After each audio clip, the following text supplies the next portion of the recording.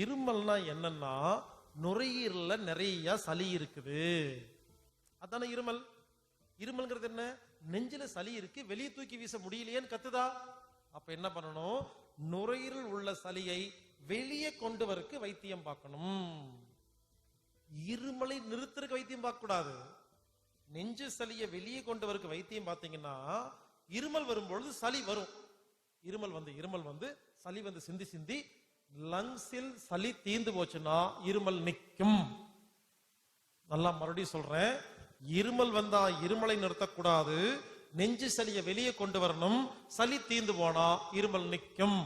நேரடியாக இருமலை நிறுத்தறதுக்கு வைத்தியம் பார்க்க கூடாது.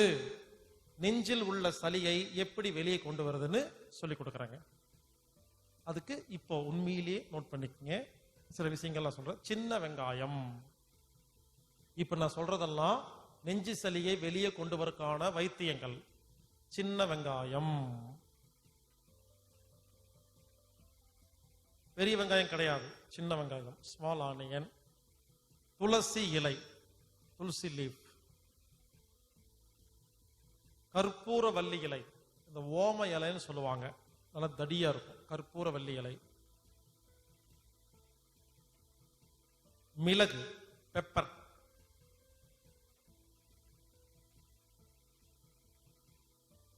முட்டைக்கோஸ், தூதுவளை இலை, சின்ன வெங்காயம், துளசி இலை, கற்பூரவள்ளி இலை, மிளகு, தூதுவளை இலை, முட்டைக்கோஸ், இதெல்லாம் சளியை வெளியே கொண்டு வரக்கான மருந்துகள். இதையெல்லாம் பச்சையாவோ வேவிச்சோ சமையல்ல சேர்த்தோ என்னமோ பண்ணுங்க. இது எந்த அளவுக்கு உள்ள அனுப்புறீங்களோ, இங்க பாருங்க, இருமல் நிக்காது. இதெல்லாம் உள்ள அனுப்பிச்சா இருமல் வரும், அது கூட சளியும் வரும். சளி வரும்போது சிந்தி சிந்தி சிந்தி தீத்தாத்தான் இருமல் நிற்கும். சின்ன வெங்காயத்தை பச்சையா சாப்பிடலாம், இல்ல சட்னி செஞ்சு சாப்பிடலாம், இல்ல ஒரு சட்டியில எண்ணெயை லேசா தடவி சின்ன வெங்காயத்தை லேசா வதக்கி, ரொம்ப வதக்கூடாது, அதிகமா சூடு பண்ண சத்து கம்மியாயிரும். லேசா வெறும் பச்சை வைத்திய சாப்பிடும் பொழுது கொஞ்சம் காரமா கஷ்டமா இருக்கும் இல்லையா, அதுக்காக லேசா வணக்கி சாப்பிடலாம். என்னமோ பண்ணுங்க. ஆக மொத்தம் இந்த பொருள் எல்லாம் உங்க உடம்புக்குள்ள போக போக நெஞ்சு சளி கரைஞ்சு வெளியே வரும்.